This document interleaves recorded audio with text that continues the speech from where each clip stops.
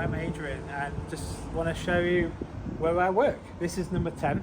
Number 10 has been here for probably a good 10 years, but the actual building's been here a lot longer, for the beginning of 18th century. And we have done, as a team, a lot of investigations on here, and we have found so many different things, with things falling off, noises we can't explain, and bumps in the night that you think, well, that's unusual, but you try and debunk it, but you can't. There's just no way of doing it. So this is going to go on, just going on YouTube, I think, and we just want to do little quick videos of number 10. And we love it here. It is the best place we can go, where I feel like this, we can do what we want, and we can do different experiments when new things come available. So new tech, we'll try it out here first before we try it anywhere else, and we're just seeing how it goes.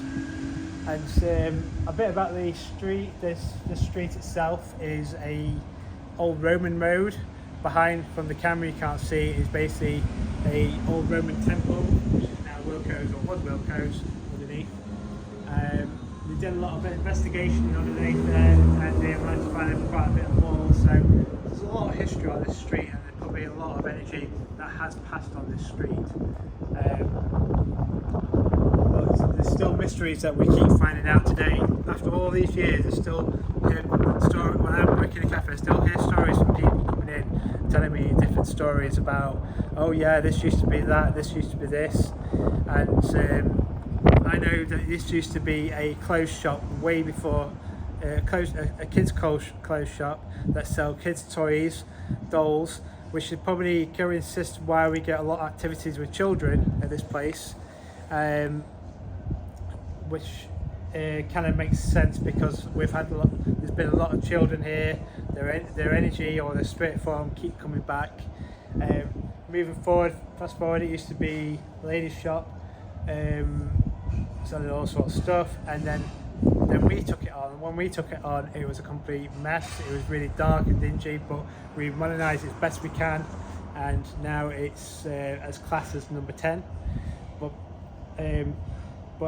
as we progressed as a shop, originally was a cook shop, so it came from a cafe cook shop, then a full-on cafe, and probably about a couple of years, Mystics has been coming to investigate, and there's always something new going off all the time. As upstairs, that we'll probably do a little video later, and down in the cellar, which is very hard to get signal because of the I don't know what it is. It's just some form of blockage of energy, and it's yeah, it's a really good place to try. And if you're ever in town, just pop in, come and chat with me. You know, I'm very welcome. I'll tell you some stories, or you might tell me some stories that I don't know. But it is worth a visit, and hopefully you watch us on YouTube, Facebook, TikTok, everywhere, and hopefully we'll do as much as we can at number 10 while we have it, and we'll have it, because as a family business, I'll be here for an eternity of my life. So yeah, I'm probably going to be one of those people who will be here till they should be dead, which is probably about 160 right now for my dad. But yeah, hopefully you enjoyed the video, and we'll see you in the next part. Some of the activity that they've experienced down in the shop area is the spoons moving from here to here, being thrown, and also the wine glasses on the top there moving and actually landing down on the floor.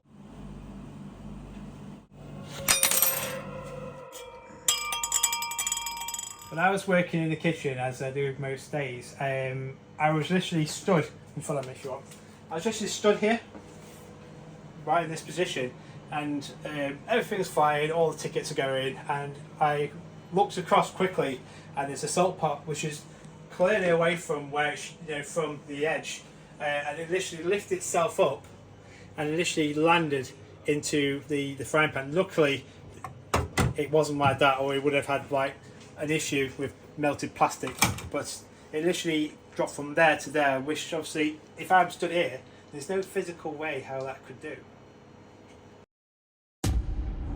Also, what's happened here when the workers have been here late at night with all these doors shut, we've actually had the doorbell up here, ring, and the door has to be physically opened for it to ring. And that has happened on both sets of doors as well. At the end of the night, I was literally cleaning up. There's nobody else in this building apart from me and possibly some ghosts. So what was happening? I was literally about to clean up, wiping the surfaces, making sure I stocked up with the beer and stuff. And I was stood here like that, and the next minute, the bell went off, which is a sensor bell, a customer bell from upstairs. Now, like I said, there was nobody here. So how could that actually go off when nobody's in the building?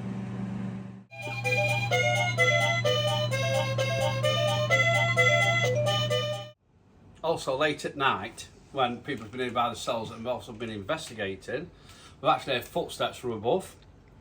And the weird thing is that there's no building above. There is a building above this, but there is nobody. It doesn't belong to this place. It actually belongs to the shop next door, and there's nobody in there. But you can hear people pacing about.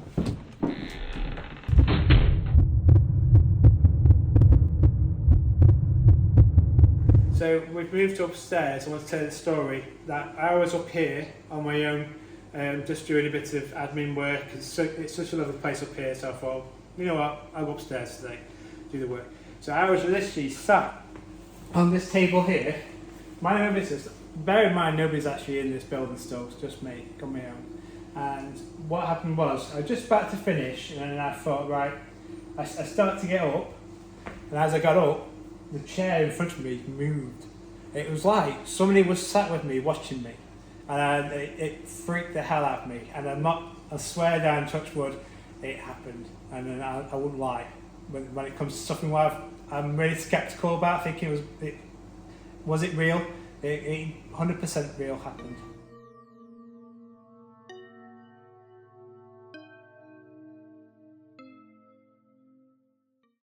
Also up here, this, like I said, this is a new bit of the shop. We picked up on a spirit called Bert, and you could be sitting. I've done a lot of filming up here by myself, and I've heard banging, chairs moving, which as Adrian's explained earlier. But we could hear strange noises like banging from behind the bar, banging on the roof, and there's no way you can bang on the roof because you can't get up there now.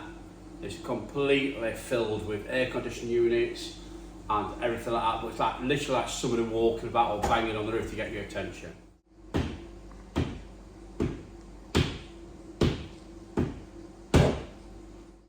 Also, one investigation.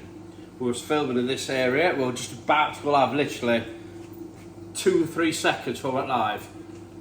Azari was stood facing this. I was behind. I was facing this way, and so the glass literally lifted up, come off, and just literally smashed on the floor. And that was literally 2 seconds before we went live. And I don't think it was aimed at me. I think it was aimed as a warning. And it made us jump.